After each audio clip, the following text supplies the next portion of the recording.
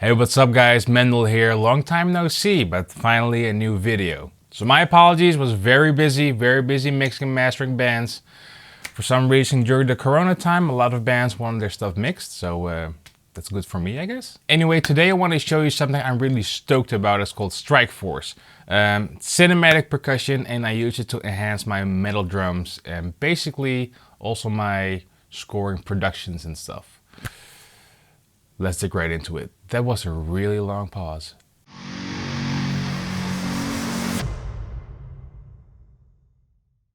Okay, so here we are in my project for Summoning Ghosts. And for those who don't know, Summoning Ghosts is a song of my EP, The Blood, the Sin, and the Djinn. And I want to remix it and remaster it for later on next year for my new solo album. So, one thing I always struggled with trying to make this song, because it wasn't easy, was having that cinematic like drum, like Hans Zimmer almost kind of drums in this song. So this song is now fully unmixed, did some balancing, did some tiny tweaks on the drums, and this is Strikeforce right here. Bear with me, I'll dig into it right after showing you what I originally had on these drums. So we have Trader Toms, Middle Earth Toms, and Godzilla Toms. I think this was from East West. Yeah, it is from East West. So this was what I originally had.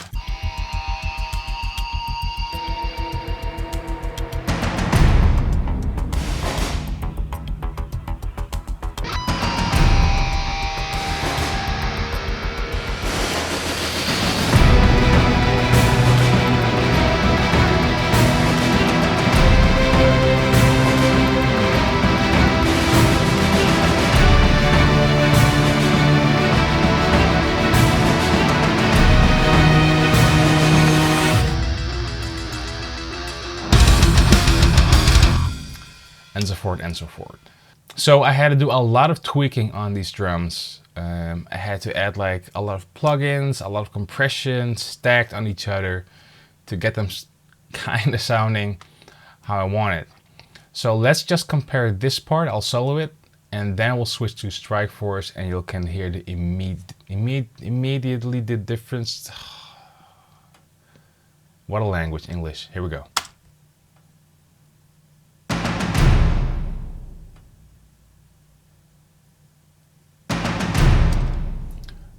Let's unmute the snares.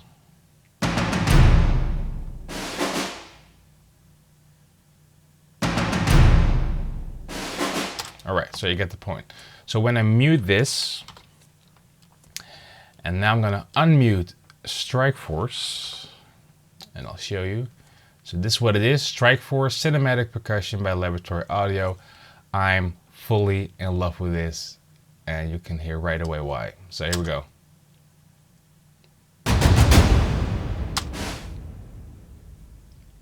Right? That's so thick and sick. That's what she said.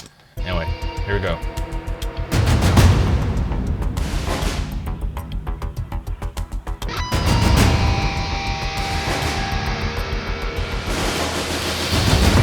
So this, like how it sounds like this, is with only a tiny bit of EQ.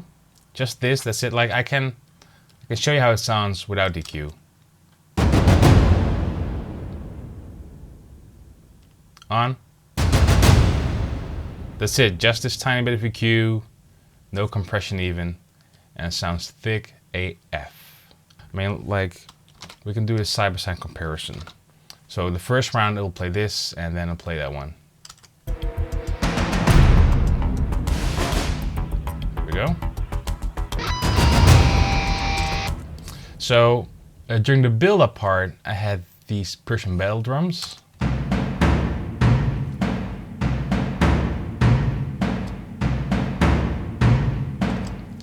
Mix it sounded like this. So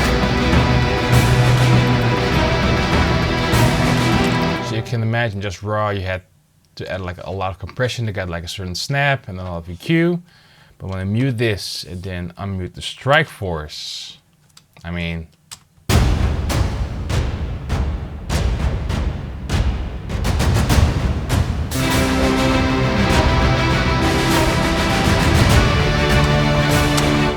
that's really sick. So when we go to the part when everything kicks in, this is where I enhanced the kick drum. So during this part, I had like dun dun dun ba, dun dun dun ba, that kind of beat, which sounded kind of weak in my opinion with these drums.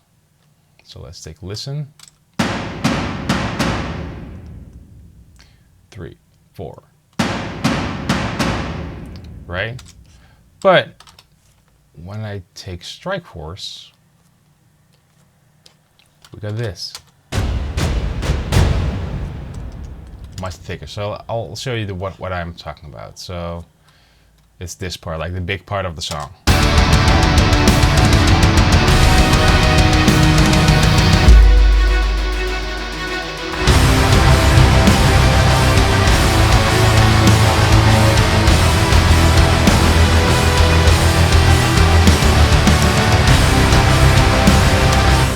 So if I just solo that and then my apologies, this project is really messy. This was like somewhere in 2018 before I made templates. So this is just the drums.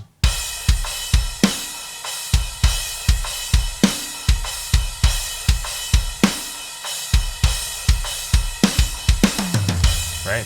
Not really mixed, but you get the point. So when I add the Strikeforce in there, like that kick drum becomes huge.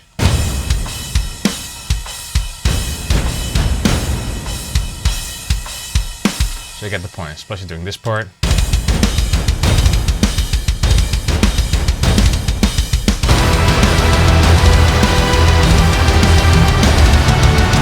So you get the point, I'm in love with this thing. So, whoops.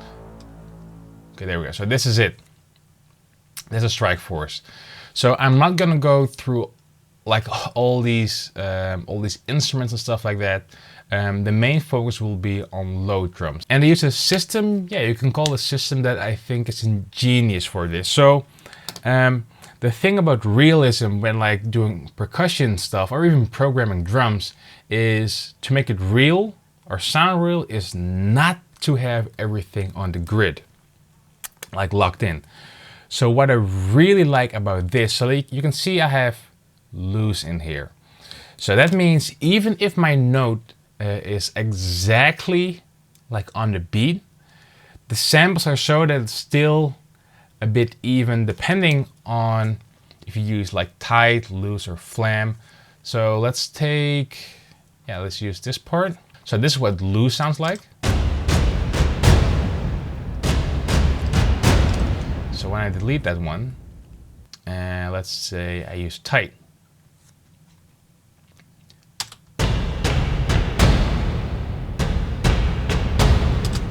It sounds really, really tight. And to my ears, for like that stacking, a bit less real. So let's use flam.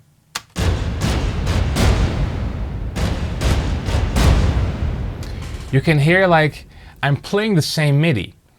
But because it's flammy or more loose, it sounds like there are like almost twice or 3 times as much players in the room. It sounds way more full. And I'm using the exact same MIDI. So these parameters are really fun to play with, like with the blend. So for example, I'll just play it. Really in your face.